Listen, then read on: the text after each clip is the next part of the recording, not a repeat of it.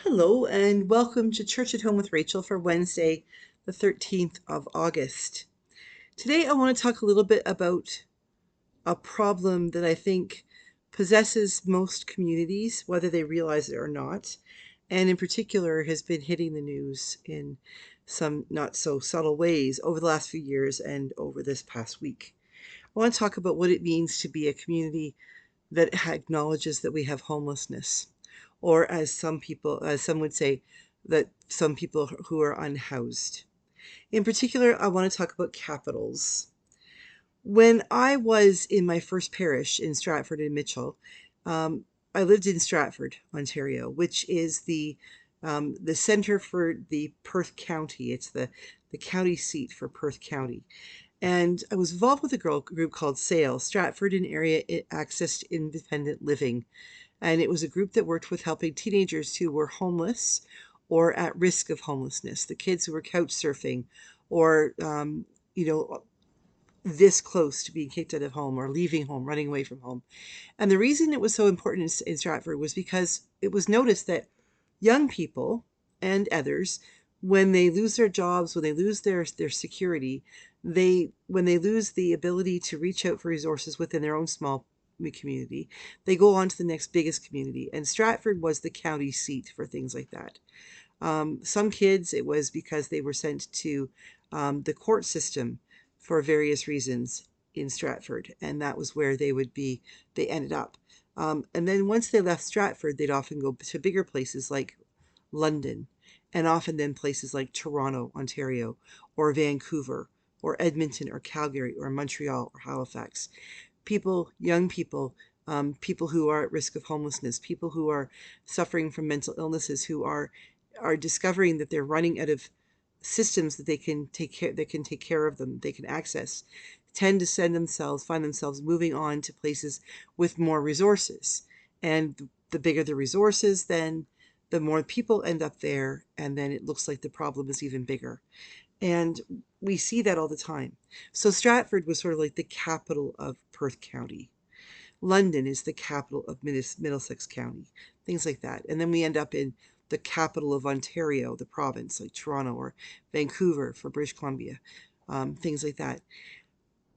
But I also acknowledge that capital cities themselves for countries it just goes up like that. And I noticed years ago when I visited Ottawa for the first time by myself, like as an adult, it was incredible to me how many homeless people I saw. And what I did also see was the amount of people who were able to be in Ottawa with differing opinions and ideas and purposes. It was a coming together. The capital became, for me anyway, synonymous with the coming together of peoples who are from across the country who had completely different backgrounds, ideas, ideologies, opinions, politics. But it was a place where they could come together, and all of those things could merge, or not necessarily merge, but they could be present.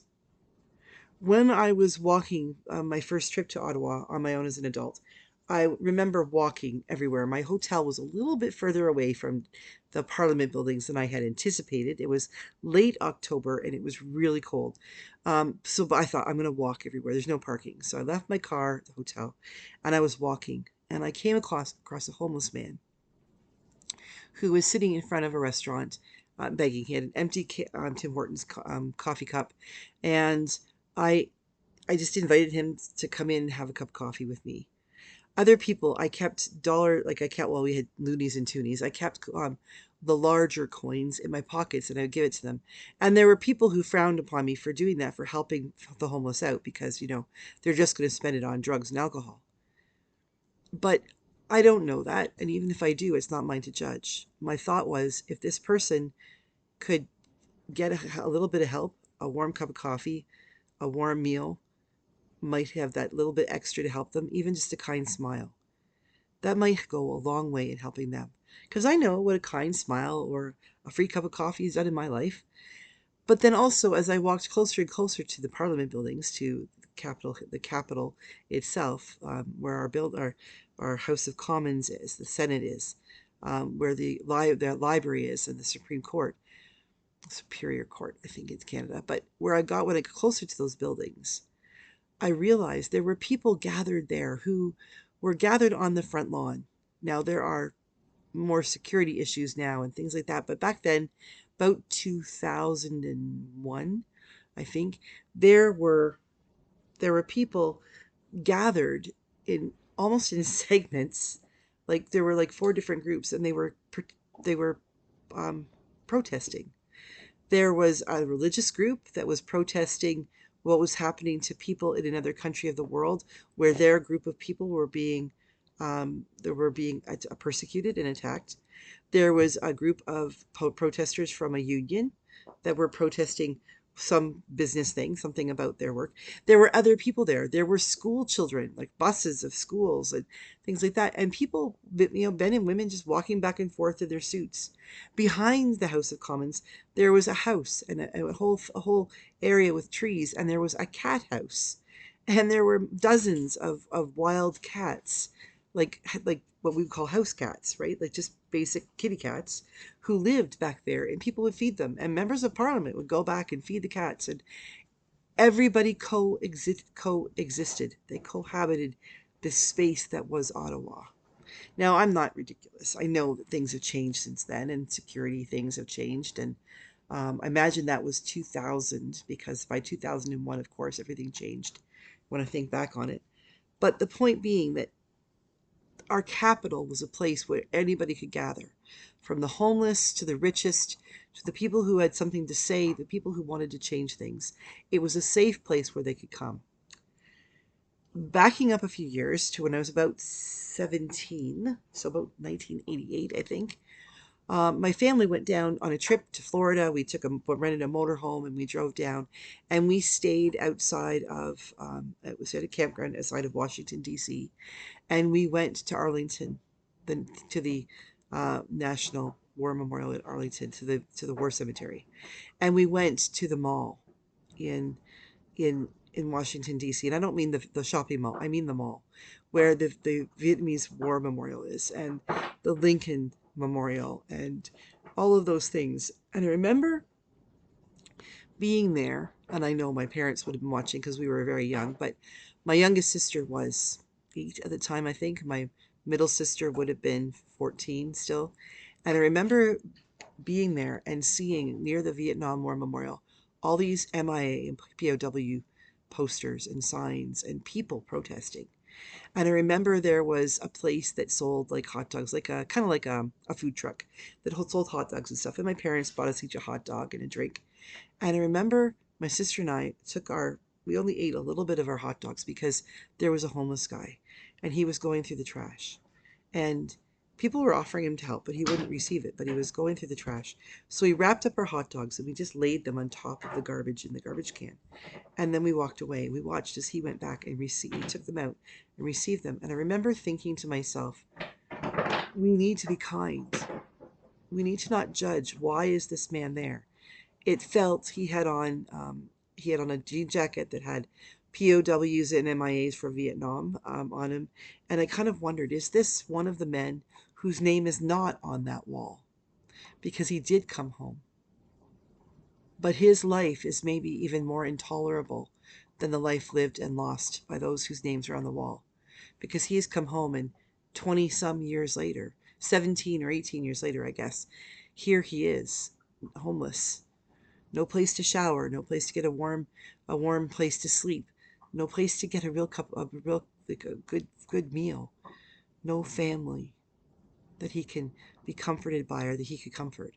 And here he is in this place, which is a stone's throw from the cemetery where his comrades are buried and where he should be buried when the time comes. A stone's throw from the Lincoln Memorial, where you can see the statue of Abraham Lincoln sitting in the chair with his hands up on the arms of the chair, and think about what he fought for, and the Civil War and those people who died and what they were fighting for. All of that happened right there in that city that was beautiful and welcomed people, where the, the monuments were, and where the reflecting pool was, and where you could go and you could tour the White House, where we took the subway, and it was so clean, it was so safe. And then I woke up yesterday morning to find out that Washington, D.C. has been taken under the control of the federal system because of its squalor, its homelessness, and all of these things that person just makes him ill. And I got thinking about where have we gone and where are we going? We need to reclaim our capital cities. We need to be able to go to places like Ottawa and Washington, D.C., and other places in our world where our capitals really do represent the whole of our communities. It made me think about how I pay attention to my world. Brandon's not a capital. But Brandon is a big city compared to some of the places in Manitoba. And it is a place where more and more homeless people are coming, where people who have been evacuated have had to come, where people whose lives have been turned upside down and they have no idea when their lives might right themselves, have come to try to find solace and safety. It is our responsibility as Christians. And for those who aren't Christian, it is our responsibility as well, as citizens of our communities, of our countries, to stand up for what is right, to say to our leaders and to the people who we have been elected and those who just assume leadership, because that does happen for the good or for the bad, it is our responsibility to stand up and say, we must take back our communities, not take it back from the homeless, take it back from the protesters. No, we need to take it back from those who would say that it's wrong to be homeless, that it's wrong to protest. It is not wrong to be homeless. What is wrong is what causes homelessness, or those who have no house. What is wrong is that there are systems in our world that are not working well enough that people find the need to protest. So what needs to be fixed is the reasons why people protest, the reasons why people are homeless. And that means we have to look outside ourselves, and we have to look beyond the fact that we're comfortable. Maybe we need to become uncomfortable and make other people in power uncomfortable so that we can truly bring comfort to all of God's children. That is what God calls us to do. That's what Jesus calls us to do. And maybe we need to begin not just in our own neighborhoods, but in our capitals as well. Have a great day. God bless, and I'll see you again tomorrow for Church at Home with Rachel.